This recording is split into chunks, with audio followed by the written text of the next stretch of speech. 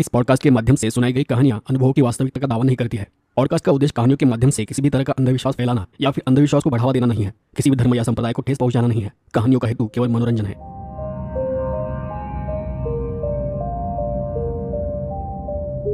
नमस्कार दोस्तों, ये कहानी हमें भेजी है शेख जहानबाज जी ने। तो अब ज़्यादा वक्त न ज़ाया करते हुए सीधे कहानी की ओर बढ़ते हैं।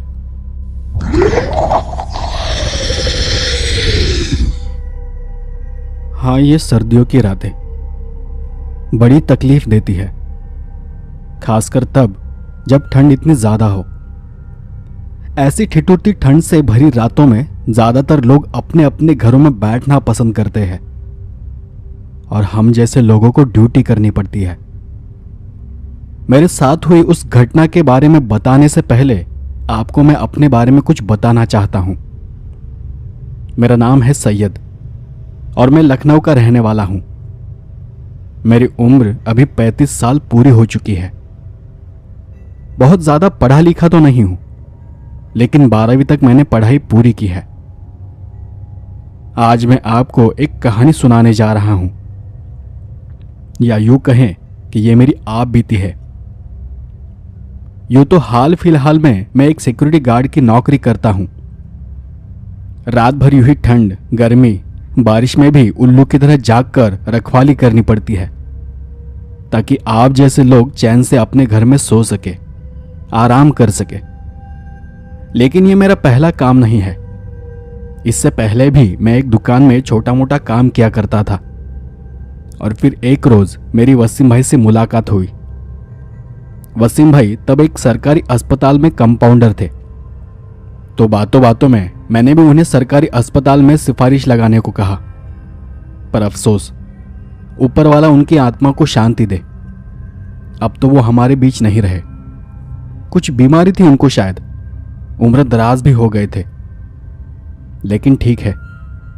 तो जनाब, इसके कुछ दिनों बाद ही, यानी मेरी सिफारिश करने के कुछ दिनों बाद, वसीम भाई मुझसे दुकान पर मिलने चले आए और मुझसे बोले, सुन, मैंने अस्पताल के कुछ अफसरों से बात की है। वहां अभी एक गार्ड की नौकरी है, तू करेगा? वसीम भाई की इतना कहते ही मैं फटाक से मान गया। दुकान में अपना हिसाब निपटा के अगले महीने की 1 तारीख को मैं वहां पहुंच गया। वहां 2 गार्ड पहले ऐसे ही काम किया करते थे, अल्लाह माफ करे। लेकिन उनमें से एक बड़ा ही गरीब आदमी था, तो दूसरा बड़ा ही बदतमीज था। बात बात पर गालियां देता था। पर फिर भी मैंने वहां काम करना चालू कर दिया। नया था तो मेरी ज्यादातर नाइट ड्यूटी ही लगती थी। बस बैठे रहो। कभी कोई आता जाता भी था तो बस रास्ता वगैरह पूछ लेने के लिए, और कोई बड़ा काम न होता था। सब एकदम अच्छा चल रहा था। ये दास्तान शुरू हुई मेरे वहां काम करने के 2 साल बाद। हमारे वहां, मतलब अस्पताल में, एक मुर्दाघर था। नॉर्मली वहां किसी की भी नाइट ड्यूटी कभी लगाई नहीं जाती थी और ना ही कोई वहां आता जाता था। लेकिन तब पता चला कि वहां से कुछ लाशों की चोरी हो गई थी। कुछ दिनों के अंतराल के बाद 2-3 बार ऐसा हुआ था। तो फिर अस्पताल के बड़े डॉक्टर साहब ने कहा कि वहां भी गार्ड की ड्यूटी लगा दो। अब मैं उस वक्त कुछ 24 से 25 साल का था, तो मुझे ऐसे जगह पर ड्यूटी नहीं करनी थी। तो मैंने डॉक्टर साहब से जाकर कहा, मालिक, किसी और को वहां पर रख दीजिए ना। तो मालिक ने कहा, अरे कर दो भाई, तुमको परमानेंट कर देंगे। तो परमानेंट होने के चक्कर में मैंने साहब को हाँ कर दिया। लेकिन ड्यूटी के लिए मैं अकेला नहीं था। मेरे साथ दूसरा एक और लड़का था। गुड्डू नाम था उसका।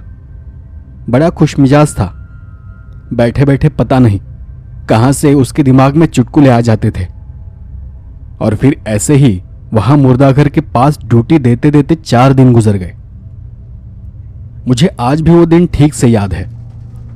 जुम्मे रात थी वो। हम दोनों, मतलब गुड्डू और मैं, बैठकर आपस में बातें कर रहे थे कि तभी वसीम भाई एक लाश को लेकर वहां आ गए। और वहां आते ही मुझे वहां देखकर उन्होंने कहा, अरे सैयद, यहां ड्यूटी लगाई है क्या तुम्हारी? मैंने अपना सर हाँ में हिलाते हुए उन्हें जवाब दिया, हाँ हाँ भाई, साहब बोले कि परमानेंट करवा देंगे। तो प्लीज आप भी थोड़ा देख लीजिएगा। हाँ, वसीम भाई स्ट्रेचर के साथ आगे आते हुए बोले। अरे हाँ हाँ, जरूर देख लूंगा, अच्छी बनती है हमारी उनसे। तो मैंने उन्हें उस बात के लिए शुक्रिया कहा और उनसे पूछा, भाई वैसे आज रात रुक रहे हो क्या आप? तो वसीम भाई ने कहा, अरे ना ना, बस ये एक केस आया था, किसी ने इसके मुंह में बंदूक रखकर इसे उड़ा दिया है। बड़ी गंदी हालत है इसकी, रिश्तेदारों का भी अभी तक कुछ पता नहीं है, तो फिलहाल तो लावारिस लाश है, देखते हैं कोई आता है भी या नहीं। भाई की वो बात सुनकर मैंने कहा, खुदा ऐसी मौत किसी को ना दे। वसीम भाई लाश को डेड बॉडी फ्रीजर बॉक्स में रखने के लिए मुर्दा घर के अंदर जाने लगे और तब उन्होंने मुझसे कहा, आज चल मैं निकलता हूं, तो सुबह जाने से पहले मुझसे मिलकर जाना। हाँ ठीक है, और मैं जल्द ही डॉक्टर साहब से बात भी कर लूंगा। तो जवाब में मैंने कहा, ठीक है भाई, चलिए खुदा हाफिज। जब वसीम भाई ने दरवाजा खोला तो अंदर से क्या बदबू आ रही थी, मेरी तो जान ही हलक को आ गई थी। मैंने अपने मुंह पर रुमाल रखते हुए कहा, वसीम भाई ये क्या बदबू है, लाशें सड़ रही है क्या यहाँ? वसीम भाई पीछे मेरी तरफ देखते हुए बोले, अरे नहीं नहीं, ये केमिकल की बदबू है, और वैसे भी जो लाशें थोड़ी बुरी हालत में होती है वो थोड़ी बहुत तो बदबू मारती ही है। गुड्डू का तो वहां जैसे दम ही घुटने लगा था, तो वो बोला, भाईजान जल्दी से दरवाजा बंद करो वरना मेरा यही इंतकाल हो जाना है। वो वसीम भाई जिस लाश को लेकर आए थे उसके अलावा वहां 2 और लाशें थी। भाई ने उस लाश को फ्रीजर बॉक्स में रखा और फिर वसीम भाई वहां से चले गए। अब फिर से हम दोनों वहां थे, यानी गुड्डू और मैं। तो गुड्डू ने मुझसे पूछा, भाईजान क्या यह सच है कि यहां से लाशें चोरी हुई है? मैंने कहा, हाँ सुना तो मैंने भी है, लेकिन यहां से लाश लेकर कौन क्या करेगा? तो गुड्डू बोला, भाई कहीं ऐसा तो नहीं कि ये बड़े बड़े साहब लोग ही लाश की किडनी निकाल कर बेच देते हो? तो मैंने उसे हंसते हुए कहा, अबे तो लाश गायब करने से उनको क्या मिलेगा, वो तो किडनी ऐसे भी निकाल ले, कौन देख रहा है उनको? तो गुड्डू अपना सर खुजाते हुए बोला, हाँ ये भी ठीक है। मैंने उसके हाथ में एक पानी की बोतल थमाते हुए उससे कहा, तेरा दिमाग खराब हो गया है, जाकर पानी लेकर आ। गुड्डू भी बोतल लेकर वहां से चला गया। मैंने वही पड़ा हुआ एक अखबार उठाया और उसे पढ़ने लगा। मैं अखबार में देख ही रहा था कि तभी गुड्डू वापस आया और बोला, भाई ये तो फिर से बदबू मार रहा है, आपने अभी दरवाजा खोला था क्या? मैंने अखबार को साइड में करते हुए कहा, नहीं तो मैं क्यों दरवाजा खोलने लगा? और फिर मैं जब खड़ा हो गया तो मुझे भी वहां से बदबू आने लगी। मैंने गुड्डू से कहा, अबे लगता है बदबू अभी तक गई नहीं, शायद यहां अगरबत्ती लेकर बैठना पड़ेगा। तभी हमको किसी के हल्के हल्के कदमों की आवाज सुनाई दी। उस आवाज को सुन हम दोनों भी चौकन्ने हो गए। गुड्डू ने आसपास नजर दौड़ाते हुए कहा, भाई लगता है आखिरकार वो लाश चोर आ ही गए, आज तो उसे दबोच ही लेंगे। तो मैंने उसे शांत करते हुए धीरे से कहा, अबे रुक, पहले जाकर देखते हैं कि वो कौन है। तू अपना कंबल ले हाथ में, वो कंबल उस पर डालेंगे तो पकड़ने में आसानी होगी। तू ऊपर से कंबल डाल देना और मैं उसे पकड़ लूंगा। हम दोनों भी धीरे धीरे आगे चले गए तो देखा वहां कुछ भी नहीं था। हम दोनों भी अपना सर खुजाने लगे। अपने आसपास देखते हुए गुड्डू बोला, भाईजान लगता है कि हम लोग सिक्योरिटी गार्ड से अब पुलिस बन रहे हैं। और ऐसा कहकर वो हंसने लगा। तो मैंने कहा, नहीं यार, यहां कुछ तो जरूर था, आवाज तो यहीं से आ रही थी। चल अगर फिर से आवाज आई तो देख लेंगे। हम दोनों पीछे मुड़कर जाने ही वाले थे कि हमको फिर से वो आवाज आई, लेकिन इस बार वो आवाज मुर्दा घर के पीछे वाली साइड से आ रही थी। इस बार हम दोनों थोड़े डर गए थे। हालांकि हमारे हाथ में टॉर्च तो थी, लेकिन उस जगह घुप अंधेरा था और वो जगह ऐसी थी जैसे पिछले 10 से 12 सालों में किसी ने भी वहां कदम भी नहीं रखा होगा। मैंने गुड्डू से कहा, गुड्डू तू आगे जाकर देखना कौन है। गुड्डू थोड़ा पीछे हटते हुए बोला, भाई आप भी चलो ना मेरे साथ। कुछ देर के लिए मैं वहीं सोचता हुआ खड़ा रहा और फिर उससे कहा, अच्छा चल छोड़, कोई कुत्ता या बिल्ली होगी। तभी वहां से एक गुर्राने जैसी आवाज आने लगी। हम दोनों भागकर वापस अपनी जगह पर आ गए। उस आवाज को सुन डर से दोनों की हालत खराब हो गई थी। दोनों भी कांपने लगे थे। मैंने गुड्डू से कहा, अबे डर मत। गुड्डू मुझे देखते हुए बोला, भाई आप खुद कांप रहे हो। मैंने उसकी बात को टालते हुए कहा, अरे नहीं, शायद मुझे ठंड लग रही है, और कुछ नहीं। तभी हमें मुर्दाघर के अंदर से किसी के चलने की आवाज आने लगी, बड़े बड़े कदमों के साथ। अब हम वहां से भागने के बारे में सोच रहे थे, लेकिन फिर नौकरी का भी सवाल था। कुछ भी उल्टा सीधा हो जाता तो नौकरी से हाथ धोना पड़ता। इतनी मुश्किल से तो यहां नौकरी लगी थी, और अगर ऐसी हालत में उस जगह को छोड़कर भागे तो वो लाश चोर कहीं हाथ से न निकल जाए। इस तरह हम दोनों ने एक दूसरे का हाथ पकड़कर मुर्दाघर का दरवाजा खोला, और फिर जो हमारी आंखों के सामने था वो सच तो नहीं लग रहा था, लेकिन था जरूर। वहां एक आदमी बैठा हुआ था। देखने से ऐसा लग रहा था जैसे पिछले 10 दिनों से उसने कुछ भी खाया ना हो। चमड़ी मानो हड्डी से चिपकी हुई थी, और दिखने में एकदम चांद जैसे, न पूरा सफेद न पूरा काला। उसके जिस्म पर एक भी बाल नहीं था, बस सिर पर लंबे बाल थे जो कंधे तक आ रहे थे, और सर के बीच के हिस्से पर भी कम बाल थे। लंबा सा था, करीबन 6 फीट से ज्यादा ही होगा, क्योंकि जब वो खड़ा हुआ तो उसके हाथ में एक मांस का लोथड़ा था, जो कि पास की उस लाश से तोड़कर निकाला हुआ था। वो देखकर गुड्डू बहुत बुरी तरह से कांपने लगा। मैं भी अपने आप को संभाल नहीं पा रहा था। तभी एक सांस में ही मैंने कहा, गुड्डू भाग। हम दोनों किसी तरह लड़खड़ाते हुए वहां से भागने लगे, पर एक एक कदम उठाते हुए ऐसा लग रहा था जैसे हमारे पैरों से जान ही चली गई हो, कि तभी उस खौफनाक चीज ने गुड्डू का एक पैर पकड़ लिया और उसे घसीटते हुए पीछे ले जाने लगा। मुझे तो समझ ही नहीं आया कि मैं क्या करूं। ऐसे वक्त में दिमाग काम करना ही बंद कर देता है। मैं गुड्डू को बचाने के लिए उसके पीछे भागा और उसका हाथ पकड़कर उसे खींचने लगा, पर वो जो भी था, दिखता एकदम पतला था, लेकिन गजब की ताकत रखता था। मैंने अपनी पूरी जान लगाकर गुड्डू को पीछे खींचा। तभी मेरे मुंह से दरूद शरीफ निकलने लगी, और तब उसने गुड्डू को छोड़ दिया। लेकिन मैंने देखा कि गुड्डू का पैर उसके मुंह में था। गुड्डू का पैर घुटने से टूटकर अलग हो गया था। हमारी चीखने की आवाज सुनकर ऊपर से एक मेल नर्स भागकर नीचे आया, तो उस खौफनाक भयानक जीव ने एक झटके में उस मेल नर्स को पकड़ लिया और उसके मुंह में दोनों हाथ डालकर उसे बीच से फाड़ दिया, किसी किताब की तरह। उसका मुंह खुल गया और सर के 2 टुकड़े हो गए थे। अब एक तरफ गुड्डू बेहोश पड़ा हुआ था, तो दूसरी तरफ वो मेल नर्स मरा पड़ा था, और अब वो खौफनाक ताकत जीभ को अपने मुंह में चबाता हुआ मेरी तरफ बढ़ने लगा। डर के मारे अब तो मेरे दोनों पैर चलने बंद हो गए थे। जुबान हलक में जा फंसी थी। मैं जरा सा भी हिल नहीं पा रहा था। बस गुड्डू का सर अपनी गोद में लिए अपनी मौत को अपनी तरफ आते देख रहा था। और तभी फजर की अजान हुई, क्योंकि 4 बज गए थे। अजान को सुन उस अजीब जीव ने एक लंबी चीख मारी। उस वक्त मैंने उसका मुंह देखा।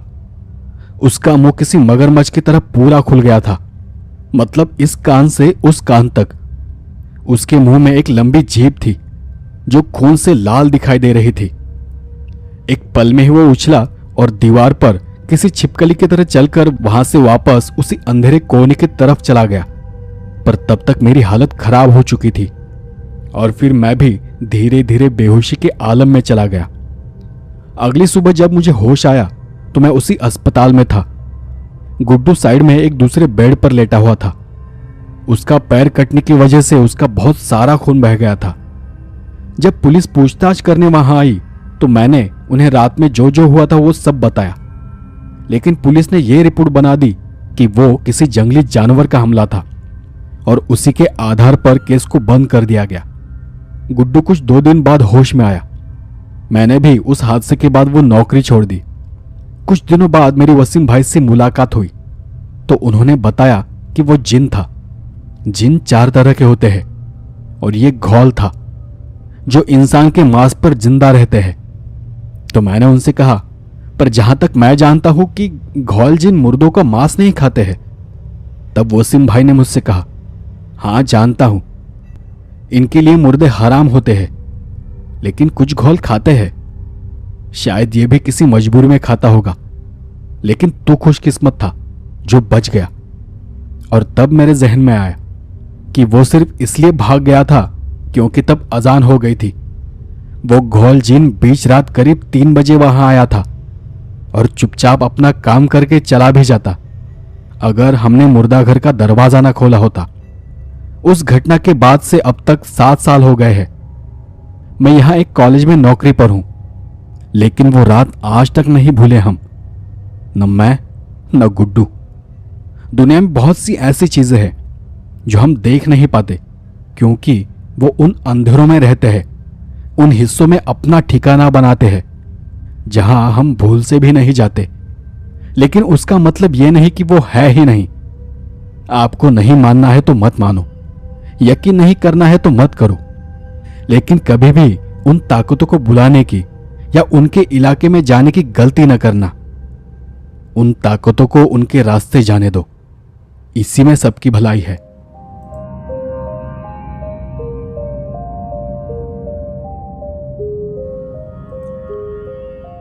दोस्तों, मेरा नाम आकृति है और ये कहानी मुझे मेरे दादाजी ने कुछ साल पहले मुझे सुनाई थी। ये कहानी कुछ 1980 के दशक के आसपास की है। उस वक्त गांव-गांव में मेले लगा करते थे। तो दादाजी एक बार अपने किसी रिश्तेदार के यहाँ दावत पर गए हुए थे। उनके गांव में मेला लगा हुआ था और मेरे दादाजी पवन कुमार उनकी पत्नी सुनंदा बाई यानी मेरी दादी को अपने साथ लेकर उस दूसरे गांव चले गए थे। अब आज की तरह उस जमाने में इतनी गाड़ियां तो थी नहीं, तो लोग अक्सर पैदल ही सफर करते थे। तो वो दोनों भी उस दूसरे गांव जाकर वापस पैदल अपने गांव आ रहे थे। गांव कुछ 7 से 8 किलोमीटर दूर था। उन्हें वापस आते आते दोपहर का 1 या 1:30 बज चुका होगा। अब उस वक्त उनके पास घड़ी तो थी नहीं, तो वो लोग सूरज को देखकर ही अंदाजा लगा लेते थे। दोपहर की तेज तपती धूप थी। उनके होठ तक सूख चुके थे। पैर में दर्द होने लगा था। वैसे तेज धूप की वजह से दोनों भी थक चुके थे, लेकिन दादी को थोड़ा चक्कर जैसा महसूस होने लगा था। तो दादाजी ने कहा कि चलो किसी पेड़ के नीचे छांव में आराम करते हैं, सूरज थोड़ा नीचे उतरेगा तो घर चले जाएंगे। तो आगे जाकर उन्होंने एक अच्छा सा घना पेड़ देखा और वो वहीं घास पर लेट गए। दादी सच में बहुत थकान महसूस कर रही थी, क्योंकि वहां जाते ही एक पल में ही उसकी आंख लग गई। दादाजी को भी बुरी तरह से प्यास लग रही थी, तो उन्होंने उठकर उस जगह पर आसपास देखा कि कहीं से पानी का इंतजाम कर सके। थोड़ी दूर उन्हें एक खेत के किनारे पर एक कुआं दिखाई दिया, तो दादाजी झट से उस कुएं के पास चले गए। वहीं एक पुरानी कलसी जैसा बर्तन पड़ा हुआ था। उन्होंने उस बर्तन से पानी निकालकर पहले अपने आप को ठंडा कर लिया। दादाजी को अब थोड़ी राहत महसूस होने लगी थी। उन्होंने फिर से उस बर्तन को भर लिया और अपनी पत्नी के पास चले गए। वहां पास जाने पर उन्होंने अपनी पत्नी को आवाज दी, सुनंदा, अरे ओ सुनंदा, उठो, थोड़ा पानी पी लो। पर दादी ने कुछ जवाब नहीं दिया। तब दादाजी को लगा कि इतनी क्या नींद कि आवाज भी सुनाई न दे। दादाजी ने फिर से उन्हें आवाज दी, सुनंदा उठो तो, पानी पीकर फिर आराम करना। लेकिन इस बार भी मेरी दादी ने उन्हें कोई जवाब नहीं दिया। तो दादाजी को लगा कि शायद तेज धूप में चलने की वजह से वो बेहोशी की हालत में चली गई होगी। वो दादी के पास बढ़े और उस बर्तन से थोड़ा पानी दादी के चेहरे पर छिड़का। उस पानी की बूंदें दादी के चेहरे पर पड़ते ही दादी किसी जानवर की तरह अपने सर को झटकते हुए जाग गई और अपनी खून से भरी आंखों से दादाजी को घूरने लगी। उसकी वो आंखें देख दादाजी झट से पीछे हट गए, क्योंकि उसके आंखों में पुतलियां थी ही नहीं। आंखों की पुतलियां ऊपर चढ़ चुकी थी। दोनों आंखें अब सफेद लाल दिखाई दे रही थी। दादाजी ने फिर से उसे आवाज दी, सुनंदा क्या हो गया है तुम्हें? तो इस बार उसने अजीब सी आवाज में जवाब दिया, मी सुनंदा नाही है, मी कमला है। उसकी वो आवाज सुनकर दादाजी उठकर खड़े ही हो गए। उसके कहने का मतलब यह था कि मैं सुनंदा नहीं हूं, मैं कमल हूं। दादाजी समझ गए कि गलत वक्त पर उन्होंने आराम करने के लिए एक गलत पेड़ को चुना था। उसी पेड़ के आसपास भटकती किसी आत्मा ने सुनंदा पर कब्जा कर लिया था। तो दादाजी ने फिर दादी से कुछ भी नहीं कहा और वो सीधे गांव चले गए। गांव जाकर वो बैलगाड़ी को लेकर दादी को वापस लेने वहां उसी जगह पर आ गए। दादी अब भी गुर्राते हुए वहीं बैठी हुई थी। गांव के लोगों ने दादी को जबरदस्ती एक खाट से बांध दिया और उसे बैलगाड़ी पर रखकर उसे गांव लेकर चले गए। जब उन्होंने गांव के ओझा को दिखाया तो उसने बताया कि ये आत्मा एक पीड़ित आत्मा है जो उस पीपल के पेड़ के पास भटकती रहती है, और तुम दोनों यानी दादाजी और दादी जाने अनजाने में एक ऐसे वक्त में उसके दायरे में चले गए थे जब वो ज्यादा ताकतवर होती है। तो ओझा बाबा ने तंत्र मंत्र कर उस औरत की आत्मा को दादी के शरीर से बाहर निकाल दिया, लेकिन वो उससे छुटकारा नहीं दिला पा रहे थे क्योंकि कुछ ही देर में उसकी आत्मा फिर से दादी के शरीर में घुस गई। ओझा ने 3-4 बार ऐसा किया। वो जब जब उसकी आत्मा को बाहर निकालते कुछ ही देर में वो फिर से दादी पर हावी हो जाती थी। आखिरकार उन्होंने अपने गले से रुद्राक्ष की माला निकालकर दादी के गले में डाल दी और उन्हें एक मंत्र जाप करने को कहा। तब जाकर दादी को थोड़ी राहत मिली। तब उस ओझा बाबा ने कहा कि अब वो आत्मा इनके साथ जुड़ गई है और दादी को जीवन भर उस माला को पहने रहना होगा। जब भी वो माला गले से उतर जाएगी या उस माला का स्पर्श उनके शरीर से अलग हो जाएगा, वो आत्मा एक पल में इनके शरीर में प्रवेश कर लेगी और फिर शायद आगे जाकर ऐसा भी हो सकता है कि उस आत्मा को इनके शरीर से निकालना मुश्किल हो जाए। इस घटना को हुए 20 से 25 साल हो चुके हैं। अभी कुछ साल पहले यानी 2009 में दादी की मौत हो गई है। उस वक्त तक दादी वो रुद्राक्ष की माला पहने हुई थी और अब उनकी मौत के साथ ही वो किस्सा भी शायद अब खत्म हो चुका है।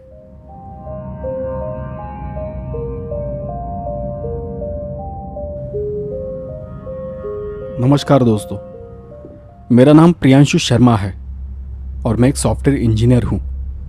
कुछ साल पहले मेरी एक आईटी फर्म में जॉब लग गई थी।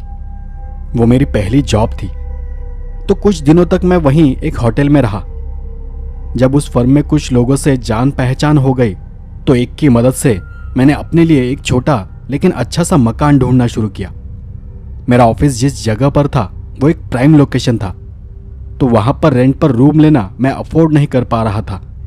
जॉब लगकर बस कुछ ही दिन हुए थे, सैलरी का भी पता नहीं था। तो एक कलीग की मदद से मैंने आसपास के इलाके में एक कमरा ढूंढना शुरू किया और जल्द ही मुझे मेरे ऑफिस से दूर एक बिल्डिंग में पहली मंजिल पर एक मकान मिल गया।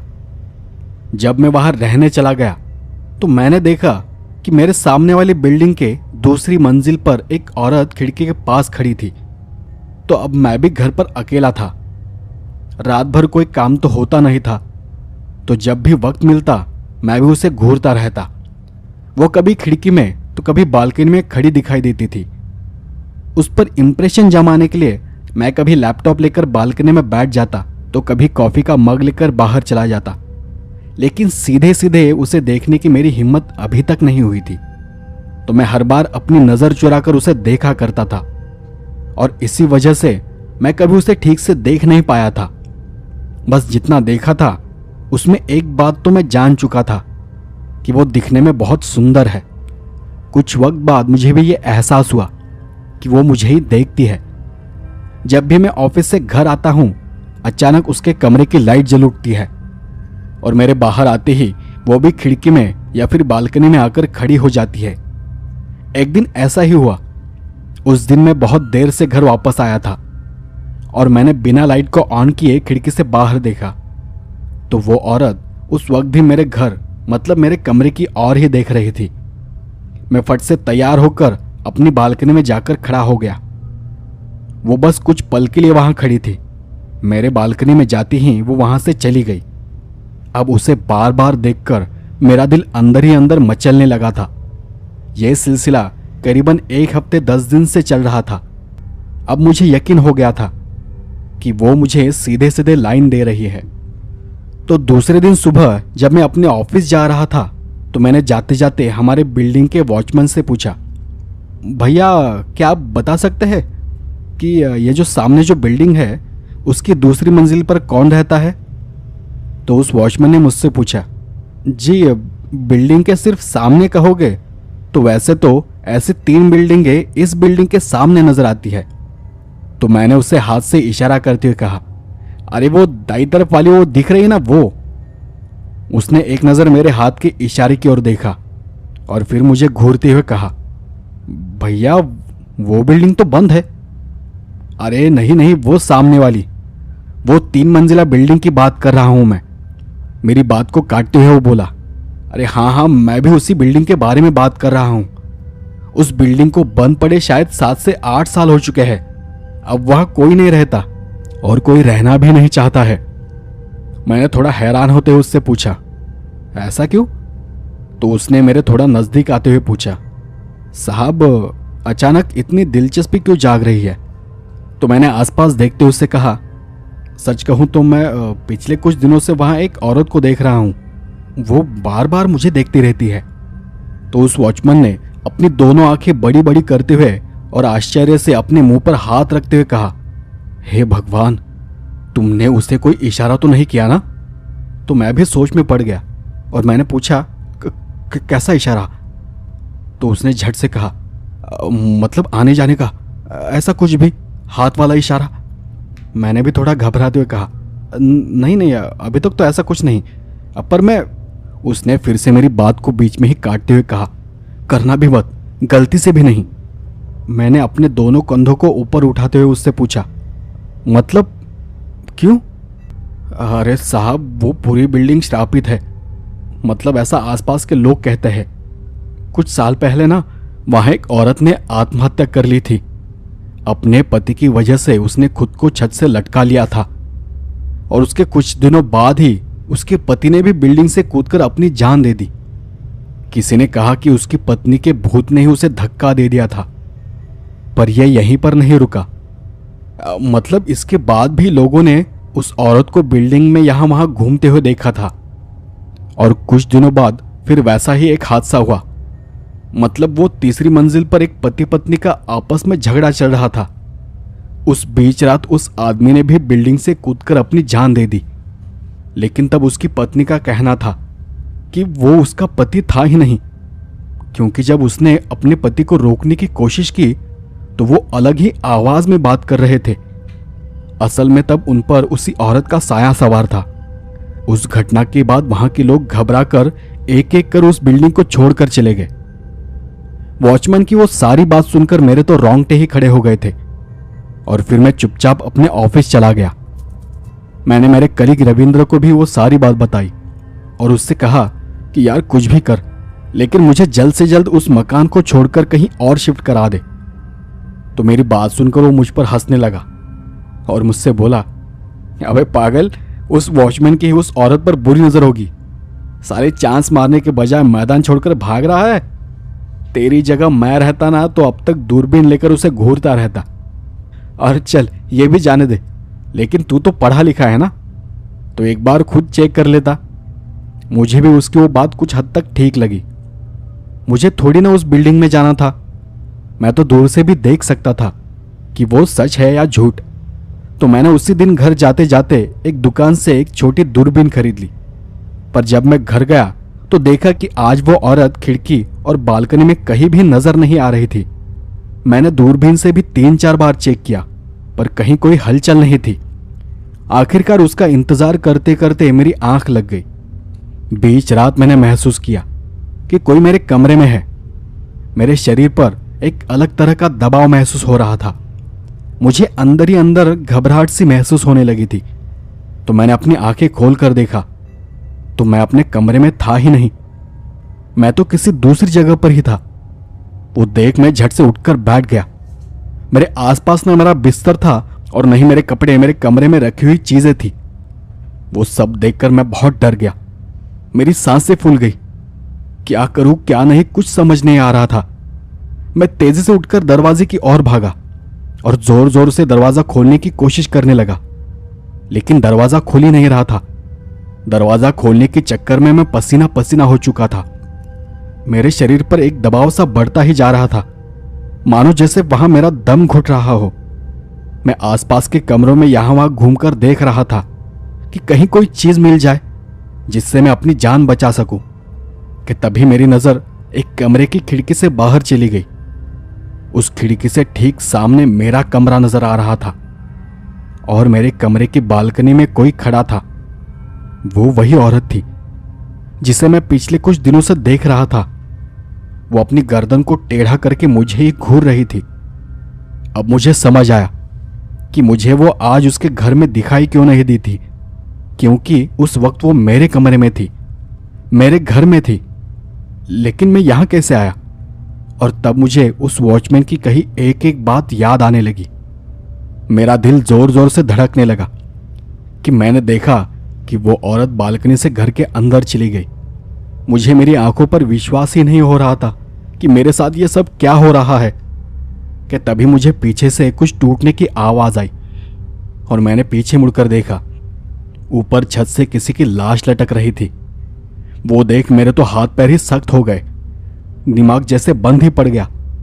दबाव की वजह से मेरी नसें फूल गई थी। मेरे सामने वो वही औरत थी। उसकी गर्दन रस्सी से लटक कर झूल रही थी, आंखें खुली थी किसी जिंदा इंसान की तरह, और वो मुझे ही घूर रही थी कि अचानक वो लाश धम से नीचे गिर पड़ी। वो देख मेरे पूरे शरीर के अंदर से बिजली की एक लहर सी दौड़ गई। वो सब कुछ सहना मेरी ताकत से बाहर था। मैं किसी तरह अपने आप को घसीटते हुए बालकनी में लेकर गया और वहां से नीचे कूदने ही वाला था कि किसी ने मुझे जोर से पीछे खींच लिया। मुझे तब बहुत जोर का झटका लगा और मैं नीचे गिर पड़ा। मैंने अपनी आंखें खोलकर ठीक से देखा तो मैं अपने ही घर की बालकनी में था और मेरे पीछे वो वॉचमैन और सर्विसमैन दोनों हांफते हुए खड़े थे। तब वॉचमैन मुझसे बोला, आपने सुबह मुझे जब उस औरत के बारे में बताया तभी मुझे थोड़ा शक हुआ था कि आपके साथ कुछ बुरा होने वाला है, तो मैंने इस सर्विसमैन को भी आप पर ध्यान रखने को कहा था। अच्छा हुआ इसने आपको बालकनी में अजीब हालत में देखा और हम जल्द ही यहां पहुंच गए। मैंने हैरान होकर उससे पूछा, हाँ पर मैं तो किसी दूसरे ही घर में था, मैं यहां कैसे आया और तुम घर के अंदर कैसे आए? तब उसने कहा, आप कहाँ थे और यहां कैसे आए वो तो मुझे नहीं पता। शायद आपकी जान लेने के लिए ये कोई छलावा भी हो सकता है, लेकिन मेरे साथी ने आपको देखा तो उसे शक हुआ कि आप कुछ गलत करने वाले हैं। मैंने झट से बिल्डिंग के रूम से आपके घर की डुप्लीकेट चाबी ले ली और अगले ही पल यहां आ गया। वैसे मैंने यहां आने से पहले आपको 2-3 बार आवाज भी दी थी, पर आपने कोई जवाब नहीं दिया और फिर समझने के लिए वो काफी था कि यहां कुछ तो गड़बड़ जरूर है। उस रात में उस कमरे में सोया ही नहीं। मैं नीचे जाकर वॉचमैन के साथ ही रुका रहा। मैंने उस वॉचमैन का और उसके साथी का शुक्रिया अदा किया। मतलब मैंने जो भी देखा था वो बस एक मेरा सपना था, लेकिन मेरे सपने में वो औरत मुझ पर हावी होकर मेरी जान लेना चाहती थी। दूसरे दिन मैं अपने दोस्त को बिना बताए उस बिल्डिंग को छोड़कर दूसरी जगह चला गया, लेकिन मैं आज तक उस वॉचमैन और उसके दोस्त को नहीं भूला हूं। मैं आज भी उनसे मिलने जाता हूं। मुझ पर उनका बहुत बड़ा एहसान है।